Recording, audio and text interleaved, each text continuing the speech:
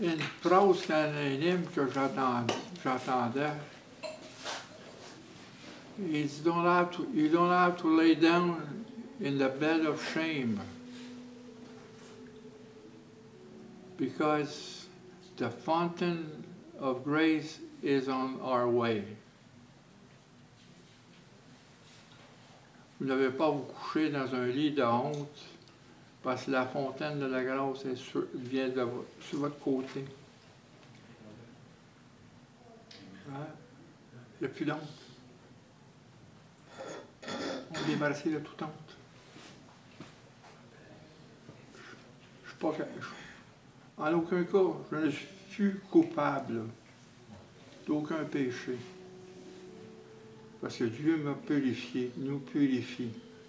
C'est qu'on parle à un moment, c'est question de conscience devant Dieu. Avoir une bonne conscience éclairée. C'est ça qu'on parle un matin. On a parlé de la lumière, mais on parle de la conscience. Parce qu'aussi les païens ont une conscience. Même ceux qui ne sont pas avec Dieu, qui ne connaissent pas Dieu, ils ont une conscience. Dieu a mis un sens du bien et du mal dans chaque personne. Parce qu'il a fait Ève et Adam. Ils ont mangé du fruit, de la connaissance du bien et du mal. C'était déjà en nous. À partir de là, on a connu le péché, le mal. Parce qu'avant qu'il ait pris cette pomme-là, il ne connaissait pas qu'est-ce qui était mal. Il connaissait juste le bien. Il n'y avait pas de choix à faire. En faisant ça, il y avait un choix à faire. C'est ça. On a tout le temps pris un choix.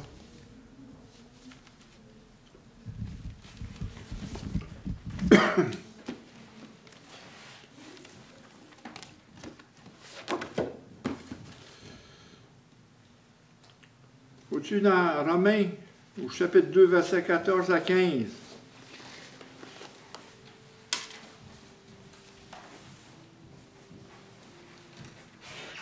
Quand les païens qui n'ont pas de loi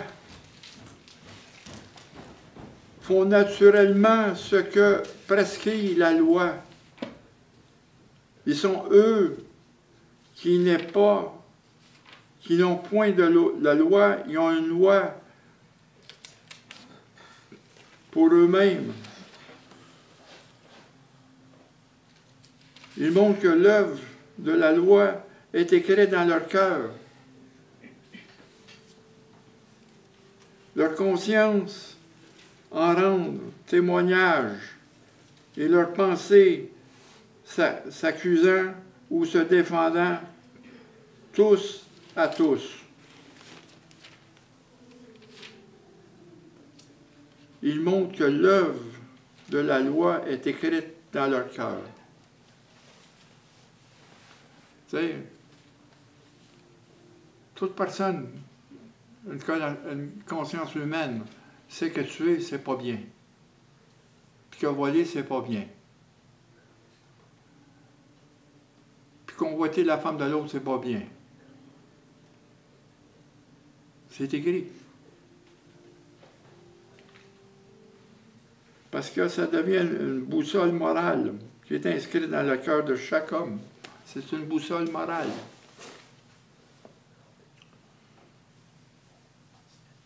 Parce qu'ici, on parle de paix, d'harmonie, de bonne conscience, une capacité de réflexion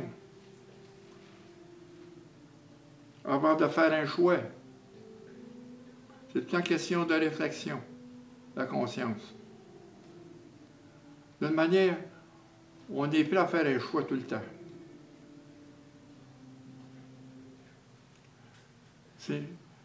On est prêt avec ça. Parce que c'est un combat. Tant qu'on ne sera pas dégagé de cet accord-là, il va falloir faire un choix. Parce que notre corps est mortel.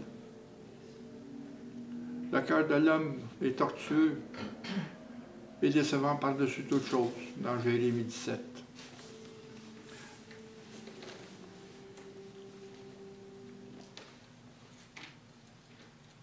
capacité de réflexion avant de faire un choix implique la compréhension de soi, des croyances et des valeurs. Les compréhensions de soi, il faut se connaître nous-mêmes, des croyances et de nos valeurs qu'on porte. Parce qu'encore là, c'est qu'on parle d'une boussole morale.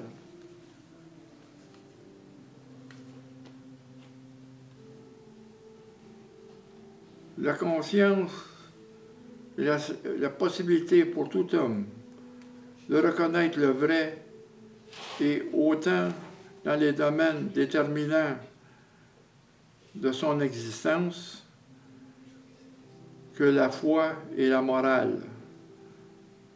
La conséquence impose le devoir de chercher la vérité et de s'y soumettre. Parce qu'on parle de conscience, de conscience humaine. Et vous allez voir tout à l'heure, si on parle de conscience humaine, de conscience élargie, éclairée par le Saint-Esprit. Deux choses. Conscience humaine, une conscience éclairée par le Saint-Esprit. Une conscience qui est élargie. Il faut faire attention aussi à ce qu'on appelle, moi j'appelle tout ça la philosophie de l'humanisme.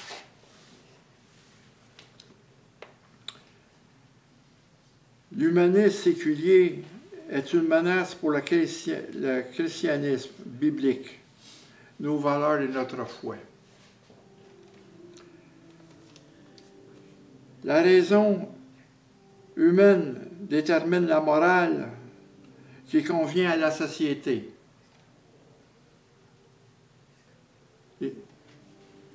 La raison humaine détermine la morale qui convient à la société. Ils ont changé la vérité de Dieu en mensonge. Eux qui adorent la créature au lieu du Créateur. Ce qu'il y a là, c'est une humaniste. Je parle avec une personne régulièrement.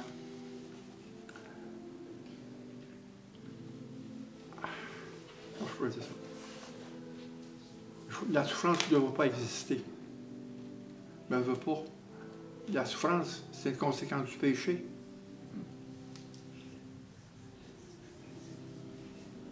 Tout ce qui se passe dans le monde, les guerres, les maladies, c'est une conséquence du péché. Il faut accepter ça. Là. Mais les humanistes, eux autres, ils font des lois pour... Vraiment, s'ils font de l'euthanasie, pourquoi? Le monde ne veut pas faire face à la souffrance. Des fois, quand je parle de ça, je n'ai pas peur de m'élever et de dire oui. Mais Christ qui est mort sur la croix, là, il a souffert pendant 6 heures, au bout de son souffle, pour nous donner le chemin à travers la souffrance. Puis lui, s'il a souffert de même dans un corps d'homme, il connaît la souffrance. Puis il sait qu'au moment donné, c'est notre passage.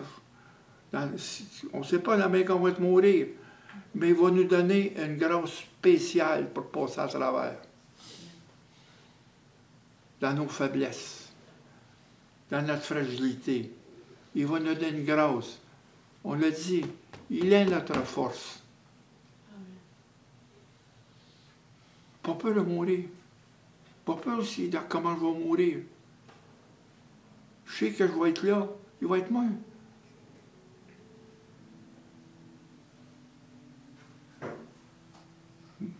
Bon. Ma femme, la dernière semaine, a refusé toute morphine. Toute morphine. A juste les médicaments pour son ventre, son estomac. Elle est morte endormie, naturelle. Le Seigneur est venu l'aider. Quand j'arrive là, l'infirmière me dit, elle ne revenait pas, elle est morte naturellement. Wow! Il a amené une force. Ma femme avait peur de mourir. Elle avait peur de traverser la porte. Mais qu'est-ce qu'il a fait? La journée avant, il a fait elle s'est endormie, elle ne s'est jamais réveillée. Ça y a fait tout. Que ce soit l'euthanasie, puis encore là, la bataille pour les avortements, c'est encore un meurtre. Un embryon, c'est un meurtre. Un embryon, c'est un être vivant que Dieu a mis dans le ventre d'une femme. C'est un meurtre. Si vous voyez que la société, selon ce qu'on dit ici, selon ce qui détermine leur morale pour eux.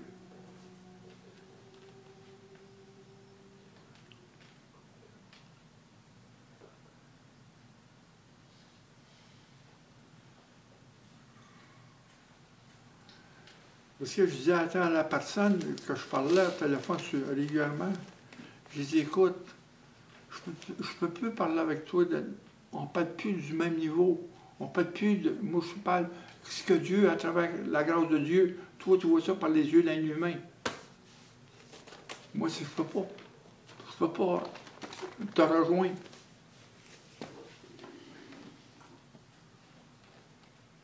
Parce que Dieu m'a donné une conscience. Il nous a donné une conscience. L'Esprit Saint est en nous.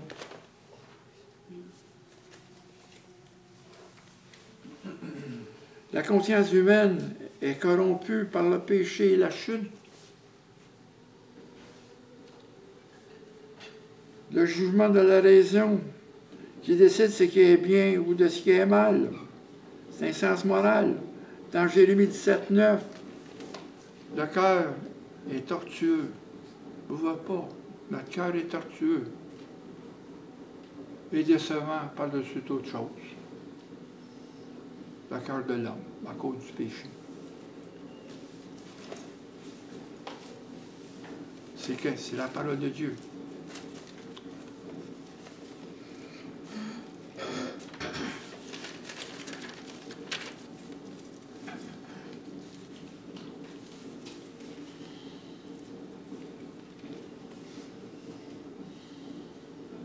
Dans 1 Corinthiens, au chapitre 2, versets 10 à 13.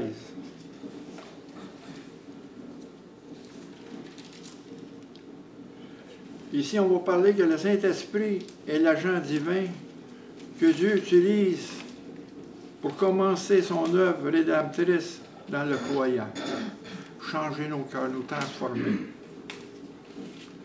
Parce que l'Esprit sonde. Il devient la conscience en nous, employant le langage spirituel.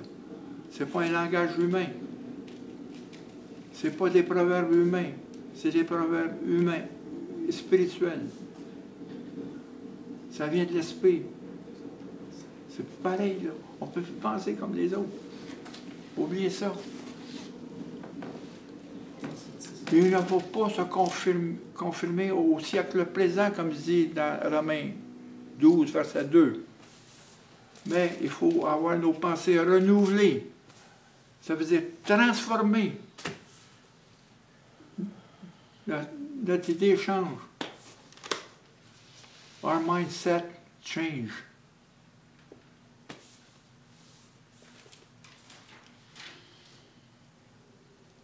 Dans 1 Corinthiens, chapitre 2, verset 10 à 13, il dit, Dieu nous les a révélés par l'Esprit.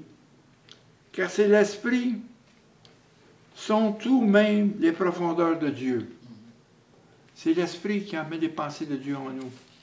C'est la même chose dans la prière, dans nos faiblesses. Dieu nous sonde les esprits de Dieu.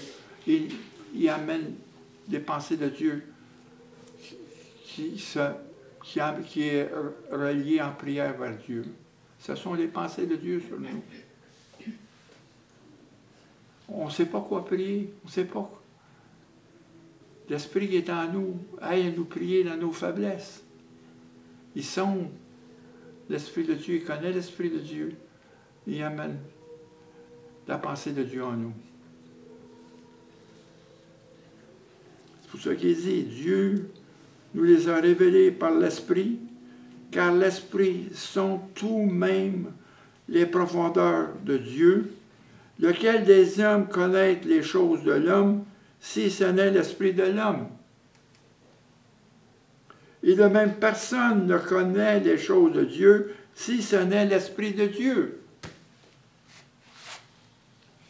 Ça, on ne parle plus du même niveau, la conscience. Et nous n'avons pas reçu l'Esprit du monde, mais l'Esprit qui vient de Dieu. Le renouvellement de nos pensées ne va pas se confirmer au siècle présent, mais renouveler notre pensée.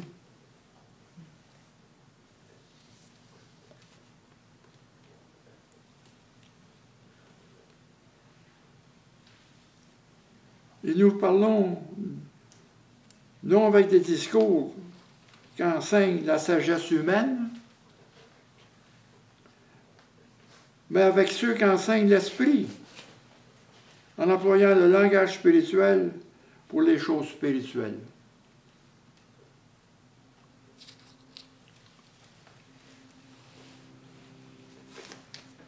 On est le temple de Dieu. Il demeure en nous.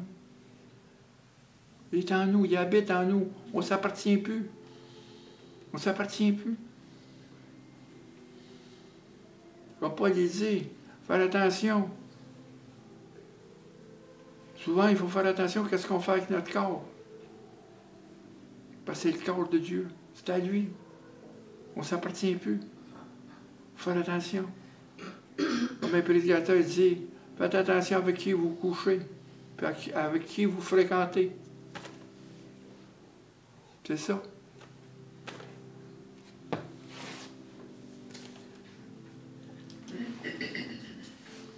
La vérité de Dieu se renouvelle notre conscience.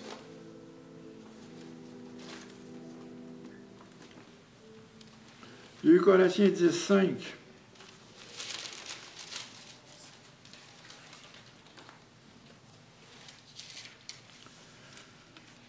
Nous renversons les raisonnements. Quand on parle de raisonnement, c'est la sagesse humaine. Là. Et toute hauteur qui s'élève contre la connaissance de Dieu, et nous amenons toute pensée captive à l'obéissance de Christ.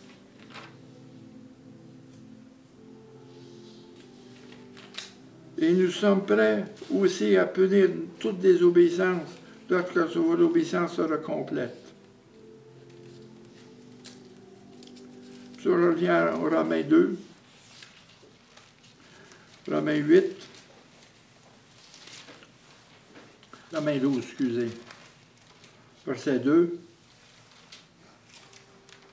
Ne confinez pas au siècle présent, mais soyez transformés par le renouvellement de l'intelligence, afin que vous discerniez quelle est la volonté de Dieu, de ce qui est bon et agréable et parfait. On a l'esprit. L'esprit nous donne une conscience plus élargie, éclairée.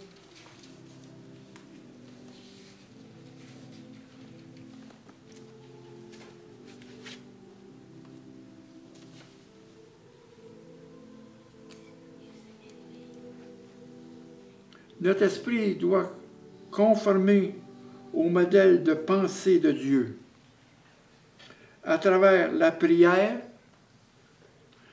la lecture et la méditation de sa parole.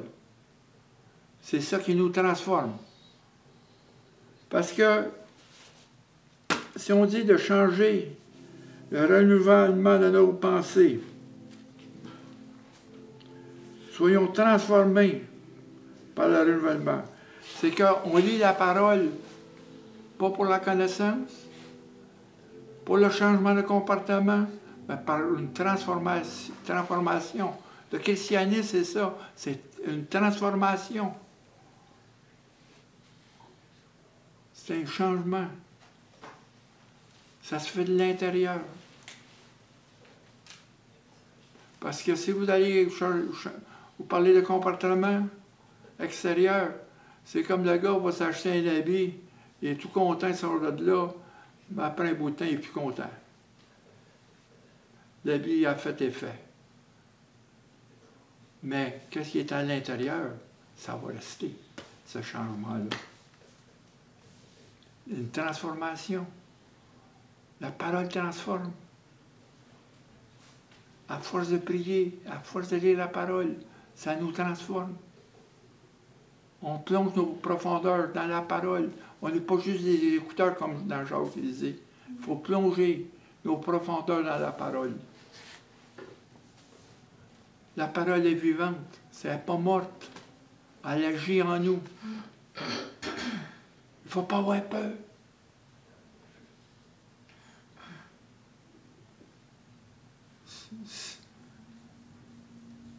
C'est quand on commence à on diminue notre attention sur la parole, c'est là que le feu de l'esprit tombe. Puis quand on lâche de prier un peu, le feu de l'esprit tombe. On éteint l'esprit. C'est ça, là. C'est ça qui va tenir dans le monde qu'on vit aujourd'hui. Il n'y a pas d'autre chose que ça. Notre conscience, avoir une bonne conscience devant Dieu.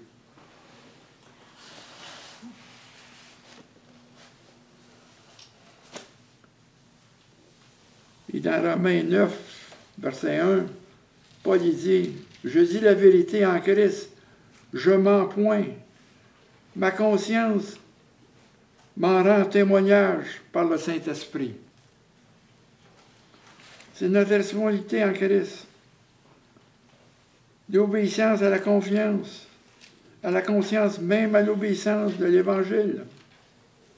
Notre conscience est en nous. Le petit doigt qui nous parle, c'est notre conscience.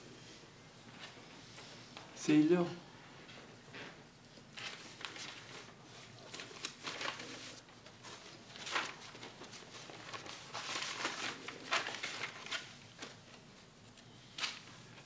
Quand il dit, au verset 13, qu'on a lu tout à l'heure, chapitre 2,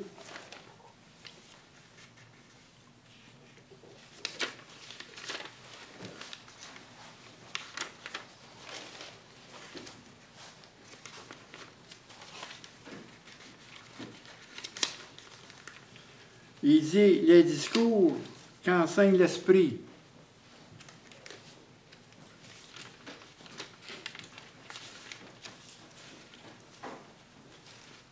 Je cherche mon affaire, là.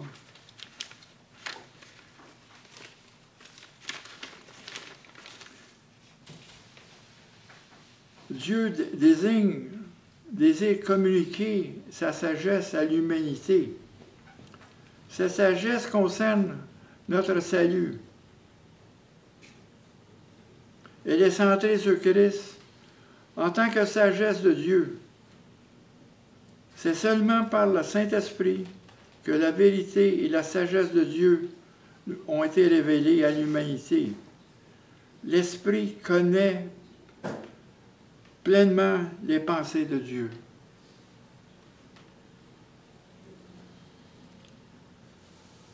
Dans Romains, au verset 8, au chapitre 8, verset 11, « Et si l'Esprit de celui qui a ressuscité Jésus d'entre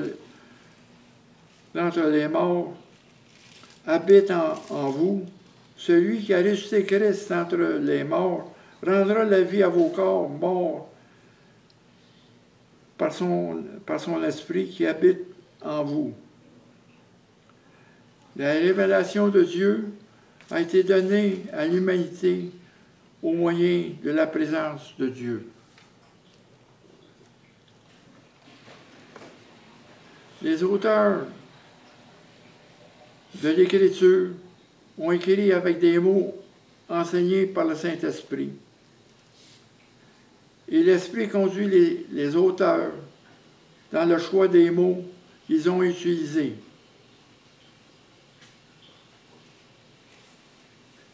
Parce que toute parole est inspirée. Il faut ajouter que la direction de l'Esprit pour exprimer la vérité divine n'était pas machinale. Au contraire, l'Esprit a utilisé le vocabulaire et le style personnel de chaque auteur.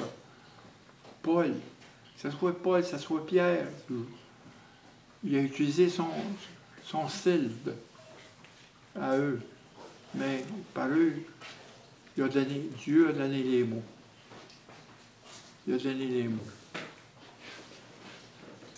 Les croyants spirituels comprennent l'Écriture divinement inspirée lorsqu'ils étudient son contenu grâce à l'illumination du Saint-Esprit.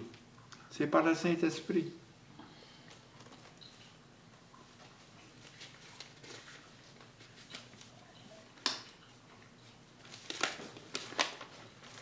Ainsi, les pensées et le langage utilisé dans l'Écriture ont été inspirés par l'Esprit de Dieu. Par un seul auteur, n'a formulé une parole ou une phrase erronée. Le Saint-Esprit a préservé la parole de Dieu de toute erreur et de toute fausseté.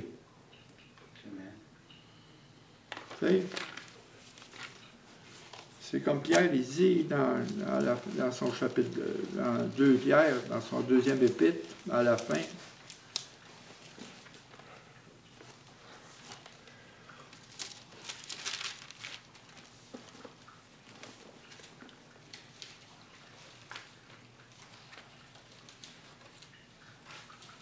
OK.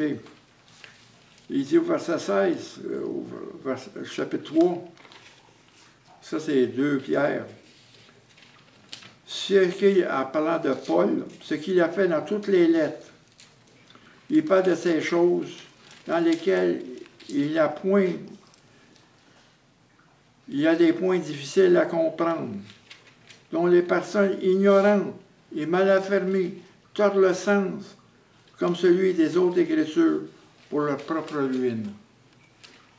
Ils interprètent selon leur propre gré les Écritures. Ils changent. L'autre fois, on parlait de l'Évangile qui est dénaturé. Encore là. Il dit au verset 15, « Croyez que la patience de notre Seigneur est votre salut, comme notre bien-aimé frère Paul vous a aussi écrit, selon la sagesse qui lui a été donnée. Et ce qu'il fait dans toutes les lettres, où il parle de ces choses, dans lesquelles il y a des points difficiles à comprendre, dont les personnes ignorantes et mal affermies tordent le sens, comme celui dans les autres Écritures, et pour leur ruine. » C'est pour ça qu'il dit, croyez en la patience. Aussi, souvent, dans les épîtres de Paul, souvent, il ne faut pas se presser à comprendre. Il faut laisser l'Esprit nous enseigner. Graduellement, l'Esprit nous enseigne, nous fait comprendre mieux les choses. On peut lire l'Épître aux Colossiens, qui est l'Épître qui élève Dieu comme la suprématie, la tête de l'Église. Tu peux lire ces épîtres-là pendant bien des fois. Ben, tous les fois, tu trouves quelque chose de nouveau. Tu trouves des profondeurs que tu n'as jamais vues. Tu découvres encore des choses. Pourtant, c'est les mêmes paroles. Mais c'est l'Esprit Saint qui dirige, qui t'arrête sur des paroles. Il faut relire. Dans 10 ans, dans 5 ans, tu reprends les choses. Puis, oh, c'est renouveau. C'est tout le temps quelque chose de nouveau. Ça se renouvelle tout le temps.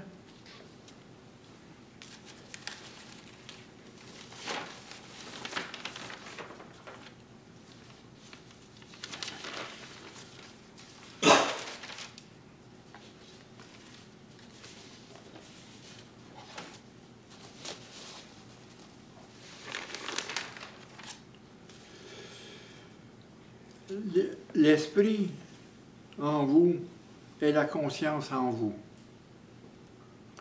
La conscience, pour un homme qui est sans Dieu, est la lampe que Dieu donne aux hommes pour éclairer les fonds de leur cœur. Dans le Proverbe 20, 27, le souffle de l'homme est une lampe de l'Éternel. Le souffle de l'homme est une lampe de l'Éternel. Il pénètre jusqu'au fond des entrailles. La conscience. Parce que la conscience est la lampe que Dieu a donnée à chaque homme pour les éclairer dans le fond de leur cœur. L'homme et la conscience et le Saint-Esprit sont la même chose à un certain niveau. L'Esprit désigne à la fois la conscience divine et humaine. Parce qu'on parle d'une conscience qui est élargie, qui est éclairée. Parce que dans les Romains, il dit tout ce qui n'est pas foi est péché. Tout ce qui n'est pas foi est péché. Si votre conscience vous accuse, examinez-vous. Tout ce qui n'est pas foi est péché. L'Esprit est la face de Dieu, qui est pure, qui est une pure conscience, et la conscience est élargie, est éveillée, éclairée. Il ne faut pas oublier que dans Jean 14, verset 6, Jésus a dit, « Je suis le chemin. Je suis le chemin. La vérité et la vie. »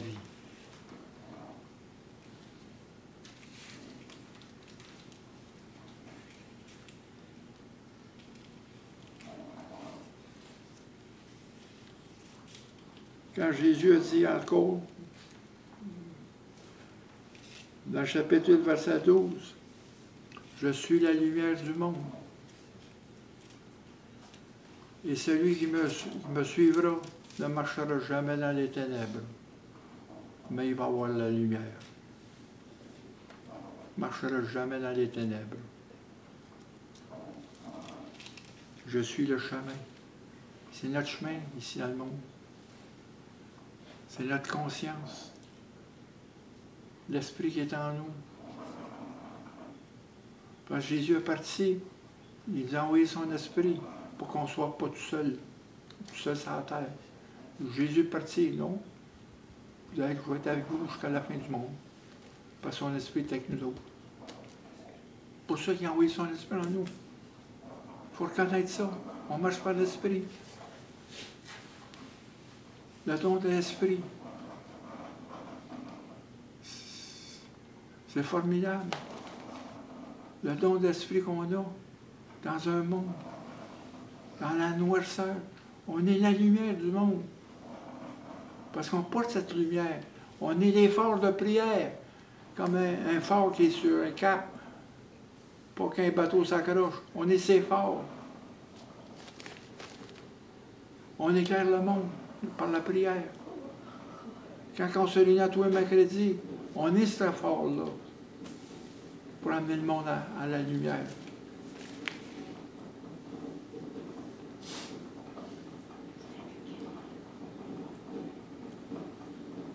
L'Esprit désigne à la fois la conscience divine et humaine. Christ nous a donné son Esprit en nous. C'est la gage de notre conscience en nous. Dans Jean, chapitre 14, verset 16, « Et moi je prierai le Père, et je vous donnerai un autre consolateur, ou un paraclet, dans deux autres, afin qu'il demeure éternellement avec vous. » Verset 17, « L'Esprit de vérité que le monde ne peut pas voir, ne peut pas recevoir. »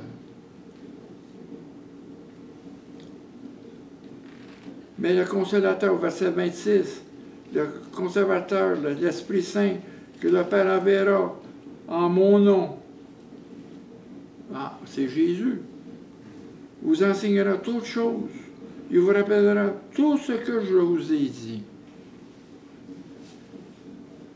Tu sais? Dans Jérémie 31, 31, Jérémie dit la même chose.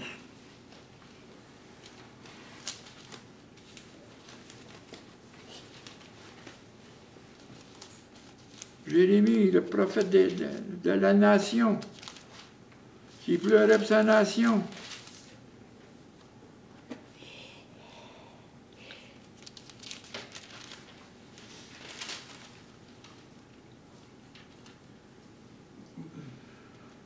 Il dit, au verset 31, dans chapitre 31, Jérémie, « Voici les jours viennent, dit l'Éternel, où je ferai avec la maison d'Israël et la maison de Juda une nouvelle alliance.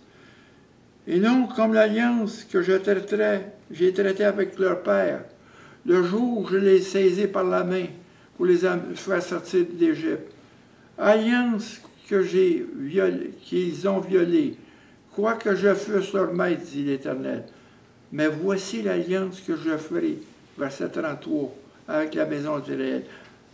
Après ces jours-là, dit l'Éternel, je mettrai ma loi au-dedans d'eux. J'écrirai dans leur cœur. Cette loi-là, en ce moment, est écrite en nous. Mais là, on parle d'Israël, qui est encore sur les tables de la loi. Quand Jésus va revenir. Il dit, je l'écris, je serai leur Dieu, et je serai mon peuple. Et celui-ci n'enseignera plus son prochain. Celui-là, son frère, ne disant, connaissez l'Éternel, car tous me connaissent.